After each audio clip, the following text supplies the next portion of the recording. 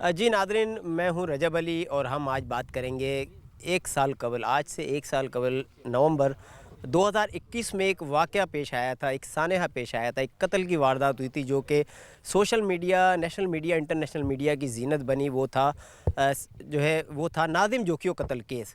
नादिम जोखियों के कत्ल की जो शुरुआत थी, इस सानहे की शुरुआत जहाँ से हुई थी, उस मकाम पे हम मौजूद हैं, सालार जोखियों गोट बिन कासिम टाउन में। यहाँ से इस कत्ल के सानहे की शुरुआत हुई थी। हमारे कैमरामैन आपको दिखाएंगे, जमशेद अली ख़ान।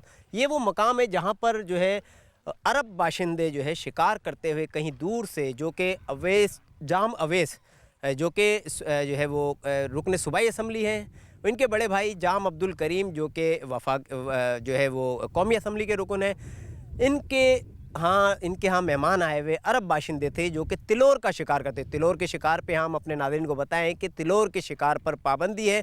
उस पाबंदी के दौरान तिलोर के शिकार पे यहाँ पर वो अरब बाशिंदे आए थे, जो यहाँ पर उसका नादिम जोखियों से उनका झगड़ा हुआ। झगड़ा क्या हुआ था, इस हवाले से भी एक नादिम जोखियों की अपनी बनाई हुई वीडियो वायरल हुई थी कि वो झगड़ा क्या था, किस तरीके से हुआ था। इस साने की शुरुआत वहाँ से शुरू हुई। हम अपने नाज़रीन को पहले वो वीडियो दिखाएंगे नादिम जोखियों की और फिर उसके बाद हम आगे की बात करेंगे। हमें धमकियां दे रहे, हमारा रोड ब्लॉक करके खड़े हुए हैं। ये देखो, हमने इससे पूछा क्यों इधर क्या कर रहे हैं, हमारा इलाका है, तो हमें रोक के हमारा बदमाशी हमारे आगे कर रहे हैं। इसका गाड़ी का नंबर है, ये गाड़ी का नंबर है, ये हमारे से बदमाशी कर रहे हैं।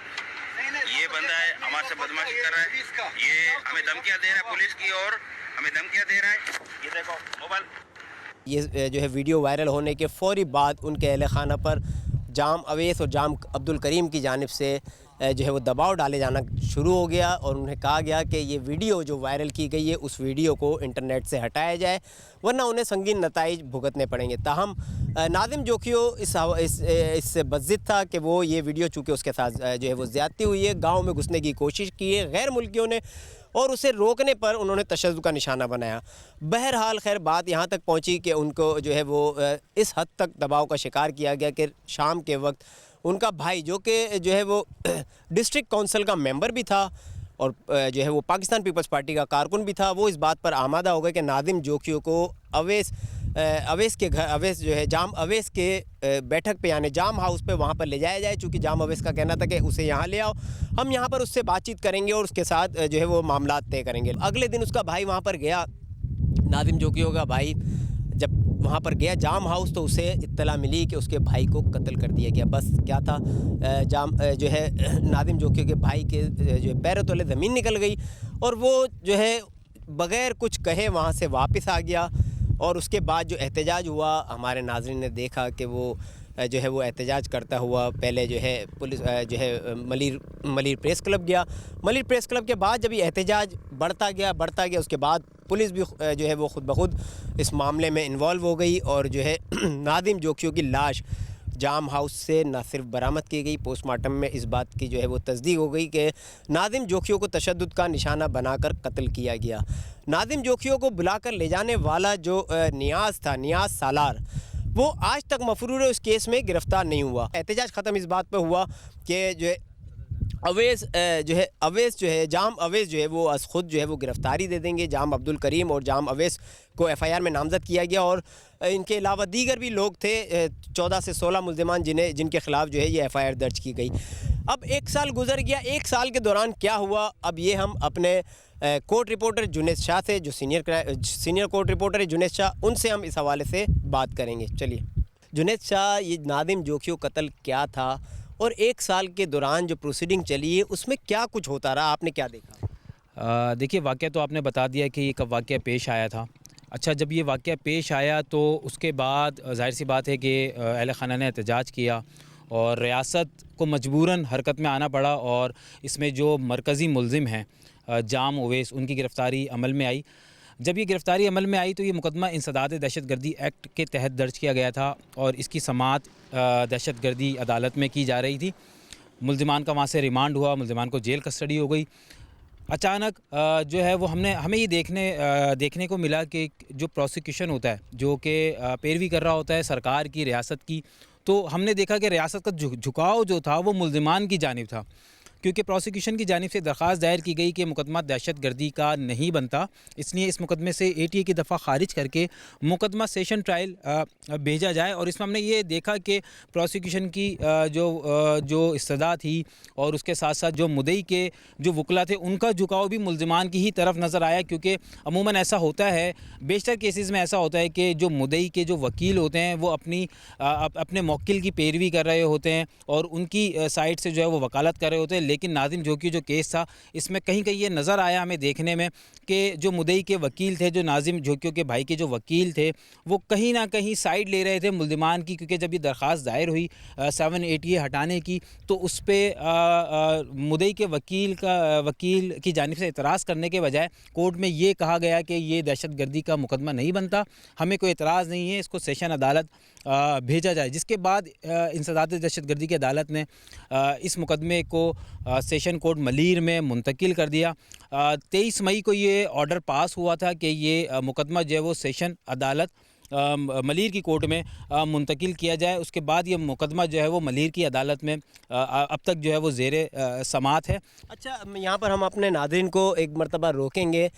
اس درمیان میں جب یہ مقدمہ چل رہا تھا اور 4-5 مہینے تقریباً جو ہے وہ اس قتل کو ہو چکے تھے، تو مقتول کی بیوہ کا ایک بے بسی کا بیان سامنے آیا تھا، سوشل میڈیا پر وہ بھی بہت وائرل ہوا۔ ہم اپنے ناظرین کو وہ بیان دکھاتے ہیں، اس کے بعد آگے کی بات کریں گے۔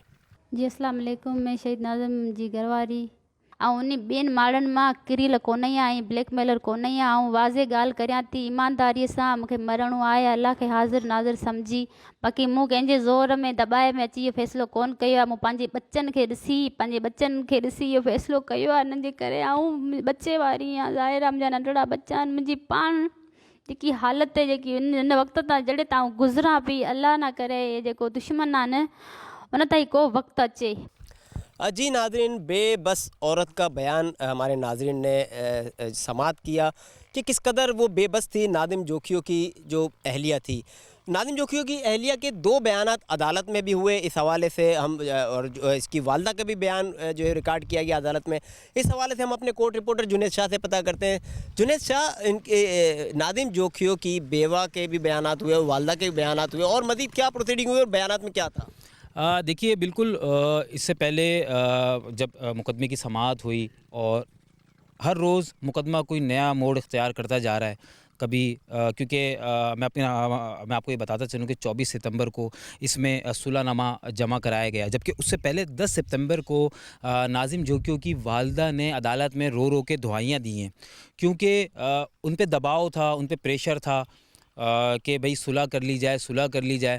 تو جب وہ 10 سپتمبر کو عدالت میں پیش ہوئیں تو انہوں نے مجسٹریٹ عدالت کے سامنے رو کے یہ دعائی دی کہ وہ اپنے بیٹے کا خون معاف نہیں کرنا چاہتی، انہیں انصاف چاہیے، جبکہ ان پہ یہ پریشر ہے، دباؤ دیا جا رہا ہے کہ وہ صلح نامے پہ دستخط کریں۔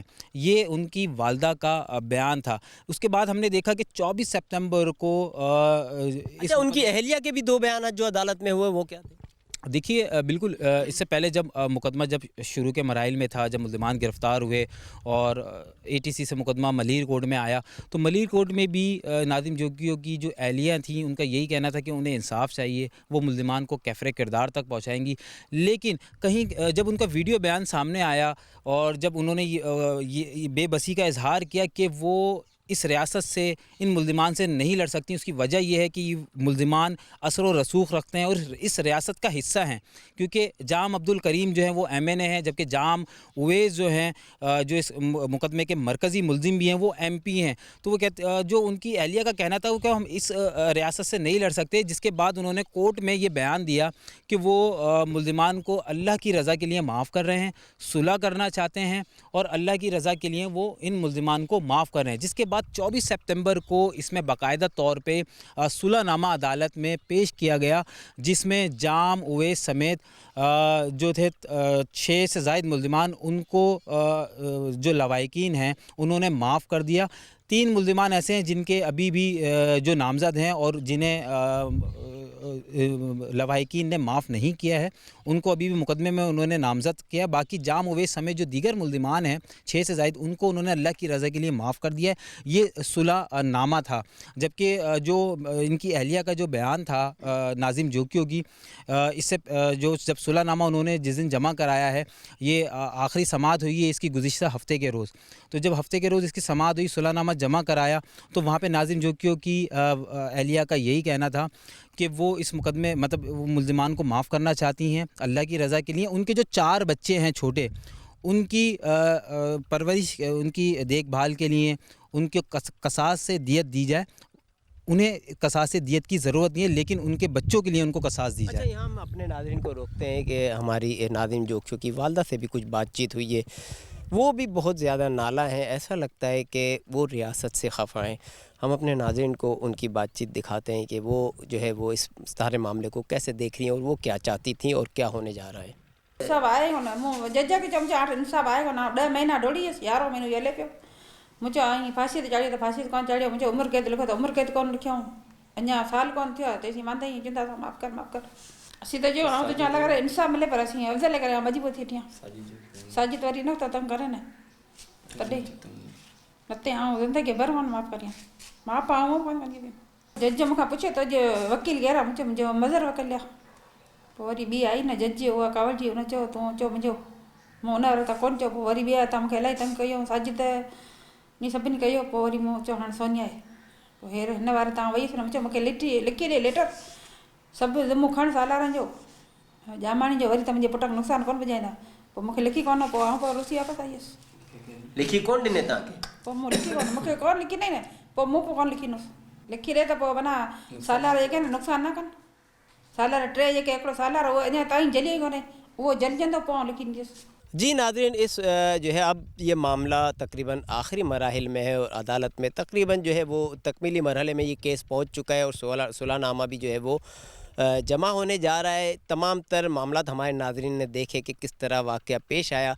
सिर्फ जो है अरबों को खुश करने के लिए जो है वो एक नौजवान की जान ले ली गई। उसके बाद किस तरीके से रियासत का क्या किरदार रहा और दीगर इदारों का क्या किरदार रहा, वो भी हमारे नाज़रीन ने देखा। और जो वर्सा थे उसके मकतूल के, जो वर्सा थे नाज़िम जोकियों के, वो किस कदर बेबस थे और बेबसी इस कदर उनकी बढ़ गई थी। और देखा जा रहा था कि बाकायदा तौर पर जो है वो रियासत जो है वो मज़लूमों का साथ देने के बजाय ज़ालिमों का साथ दे रही थी। लिहाजा मज़लूम जो है वो इस कदर मज़लूम था कि इस कदर वो पस्त हो गया था कि आखिर में उसके पास हथियार डालने के अलावा कोई चारा ना रहा सुलह करने के। जबकि मुख्तलिफ़ बयानात में वो अपने जो है वो इजहार राय कर चुके थे कि वो किसी सूरत माफ़ नहीं करना चाह रहे, लेकिन उसकी वजूहात भी बताई कि इस वजह से हम जो है वो मुल्ज़िमान को माफ़ कर रहे हैं। अब आखिरी मराइल में क्या हो सकता है, हमारे जो है वो कोर्ट रिपोर्टर जुनेद शाह से जानेंगे। जुनेद शाह, अब क्या होने जा रहा है और क्या हो सकता है? देखिए, केस का तो अब कहना ये होगा कि इस मुकदमे में मुद्दई की जानिब से सुलहनामा जमा करा दिया गया है, मुल्ज़िमान को माफ़ कर दिया गया है। वजूहात क्या हैं? बिल्कुल हम ये कह सकते हैं कि दबाव भी हो सकता है, असर व रसूख भी हो सकता है, क्योंकि जो बयानात हैं लवाहिकीन की जानिब से वो मुख्तलिफ़ बयानात हैं।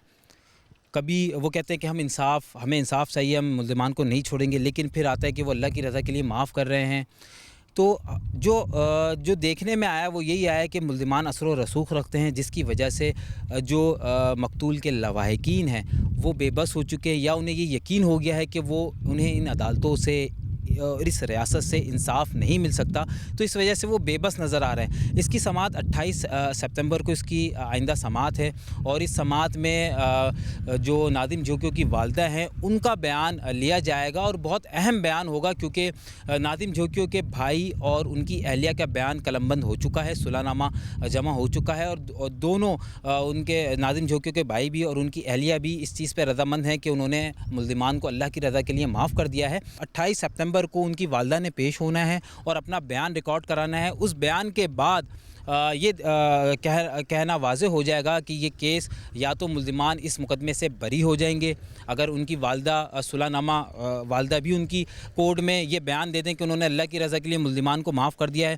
تو یہ کہنا غلط نہ ہوگا کہ ملزمان کے رہائی کے امکانات جو ہیں وہ روشن ہو جائیں گے، صرف 3 ملزمان کے علاوہ۔ بہت شکریہ، ہمارے ساتھ جنید شاہ موجود تھے جنہوں نے تمام تفصیلی طور پر جو ہے وہ عدالتی تمام معاملات پر جو ہے وہ کافی جو ہے وہ روشنی ڈالی۔